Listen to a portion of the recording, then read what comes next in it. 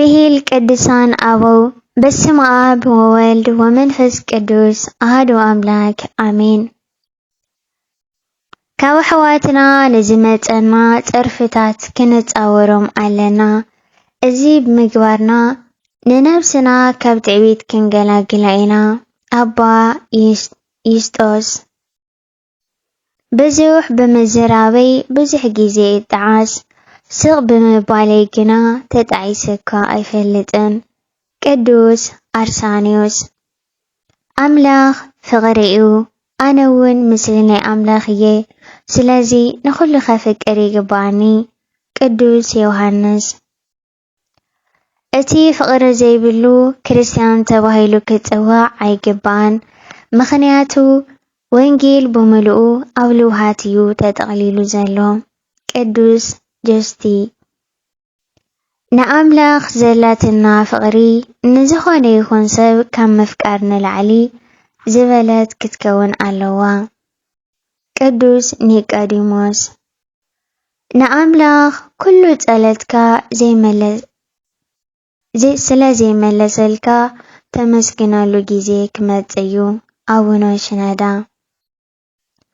ኣብ ሓጢኣት ኣብ ዝወደቅካሉ ግዜ ተስፋ ቆሪፅካ ንጸሎትካ ይተቋርጽ፣ ንስሓ ክሳዕ ዝኣቱ ኢልካ ጸሎትካ ይተቋርጽ።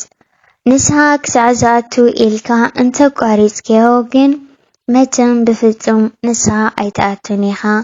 ምኽንያቱ ጸሎት ንባዕሉ ናይ ሓቀኛ ንስሓ መእተዊ ኣፍ ደገ ስለ ዝኾነ።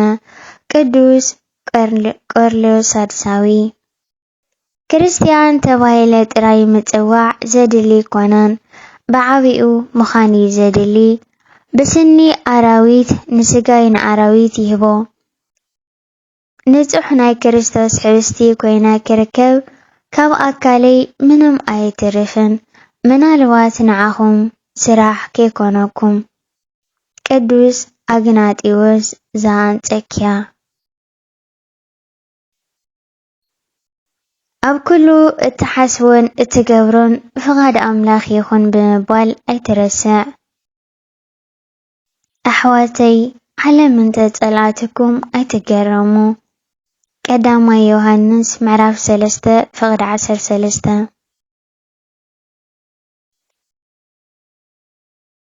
ንኣሽቱ ነገራት ተኸብር እንድሕር ኮንካ ዓበይቲ ነገራት ክተኸብር ትኽእል ኢኻ።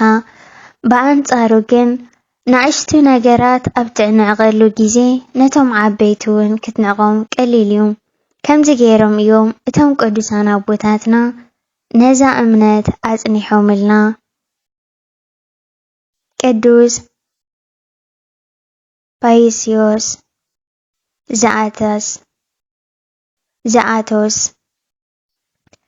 ዝኾነ ሰብ ቅዱስ ህይወት ምንባር ኣይከኣልን እዩ ቅድሚ ምባሉ እንታይ ደኣ ቅዱስ ህይወት ክትነብር ገድሊ እዩ ይበል። ከመይሲ ዋላ እቶም ኣብ ቅድስና ዝበጽሑ ክዕቅቦ ከማን ይጋደሉ ኣለዉ።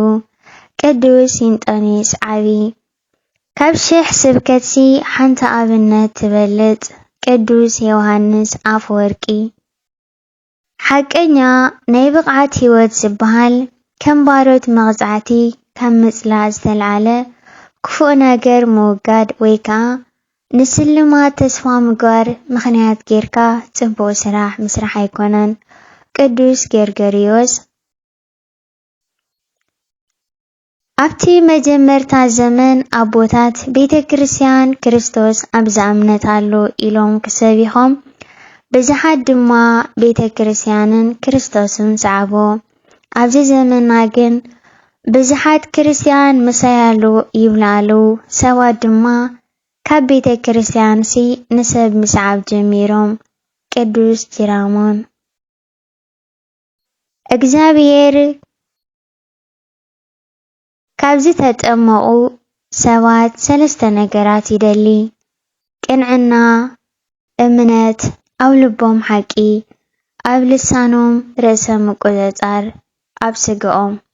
ቅዱስ ጊዮርጊስ ዘአንዘዚንያ እግዚአብሔር ካብ ኣመንቲ ካብ ዝተጠመቑ ሰባት 3 ነገራት ይደሊ። ቅኑዕ እምነት ኣብ ልቦም፣ حقي ኣብ ልሳኖም ርእሰ መቆፃር ኣብ ስግኦም በዚ ተኻለ መጠን ብዙሕ ግዜ ማይ ደጊመ እሰቲ እቲ ዝበለፀ ውፅኢት እውን መድሓኒት እዩ። እዚ ዝብሎ ዘለኹ ከም ጳጳስ ዘይኮነስ ከም ሓኪም ካብቲ ኣብ ሓኪም ዘለኒ ተመክሮ እዩ። ቅዱስ ሉቃስ ፍቕሪ ዓለም ንፍቕሪ ኣምላክ ከም ዘረስዕ ኣይትረስዕ። ፊልክዮስ ዓለም ከይነዓቐትካ ከላ ንዓቃ እንተዘይኮይኑ ኣብ መወዳእታ ንዒኻ ኣብ ትሕቲ እግራ ክትረግፀካ እያ።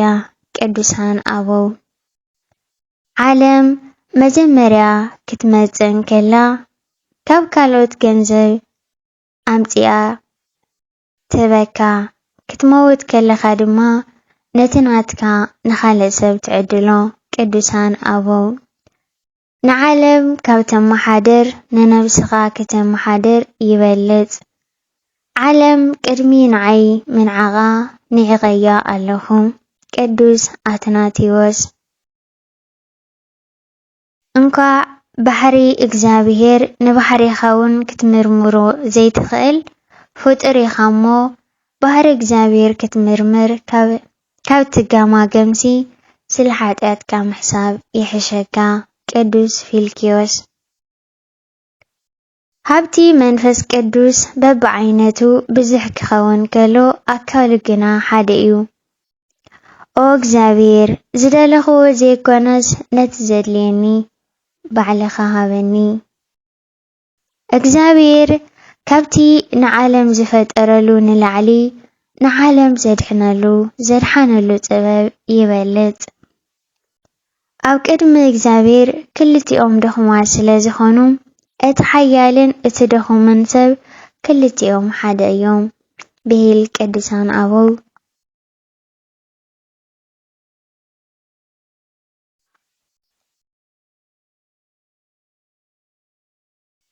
ኣምላኽ ዝሃበካ ግዜ ዘለኣለማዊ ድሕነት ክትሃንፀሉ እዩ፣ ኣይተጥፋእዮ።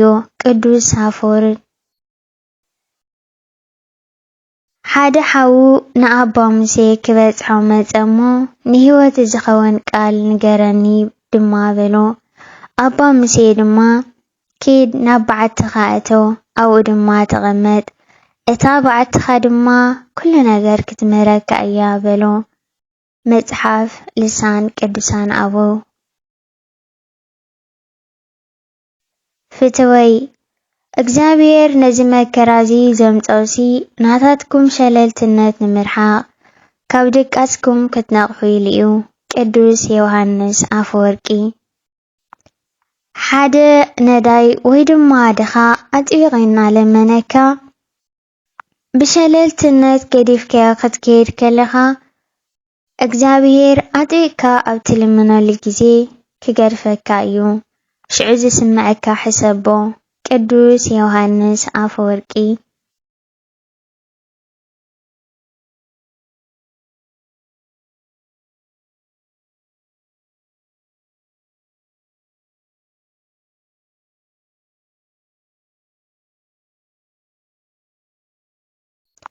ስለ ቃሉ ናይ ቃሉ ባለቤት እግዚአብሔር አምላክ ምስጋና ይኹኑ።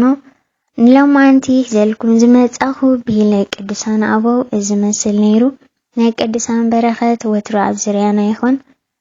ካልእ ግዜ ብኻልእ መደብ ክሳብ መፀኩም ኣብ ለለኹሞ ሰላምኩም ይብዛሕ።